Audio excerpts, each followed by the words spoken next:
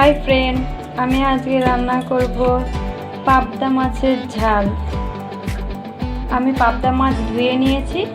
এখানে পরিমাণ মতো নুন দেব।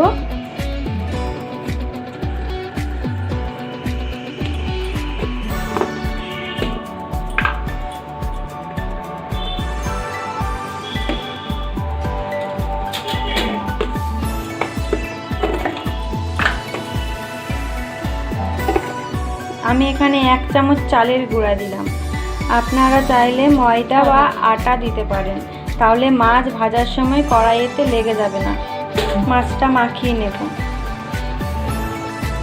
আমি মাছের জন্য নিয়েছি বড়ি, মসুর ডালের বড়ি নেই তাই ডালের বড়ি নিয়েছি বেগুন, 4টে কাঁচা লঙ্কা, ধনেপাতা কুচি, আর নিয়েছি 2টো টমেটো পেস্ট করে, ছোট ছোট সাইজের টমেটো 2টো পেস্ট করে নিয়েছি।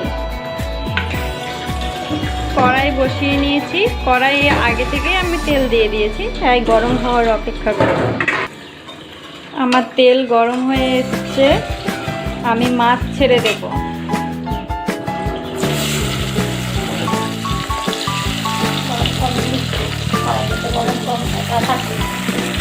আমি মাছ উল্টিয়ে নেব।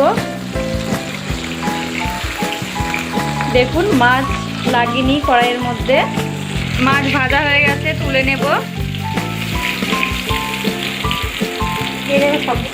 এইভাবে আমি বাকি মাছগুলো ভেজে নেব। আমার মাছ ভাজা হয়ে গেছে, আমি বেগুনটা ভেজে নেব।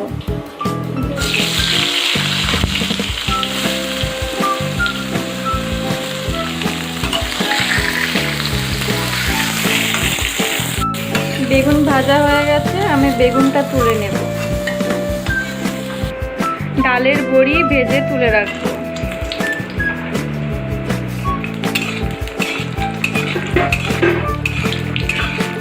বড়ি ভাজা হয়ে গেছে, তুলে নেব। কালো জিরে ফোড়ন 1 চামচ, পেঁয়াজ, হলুদ 1 চামচ, আদা বাটা 1 চামচ, পেস্ট করা টমেটো দিয়ে দেব, কাঁচা লঙ্কা 4টে দিয়ে দিলাম, 1 চামচ লাল শুকনো গুঁড়ো লঙ্কা দিলাম, ক্যাপসিকাম দিয়ে দিলাম হাফ,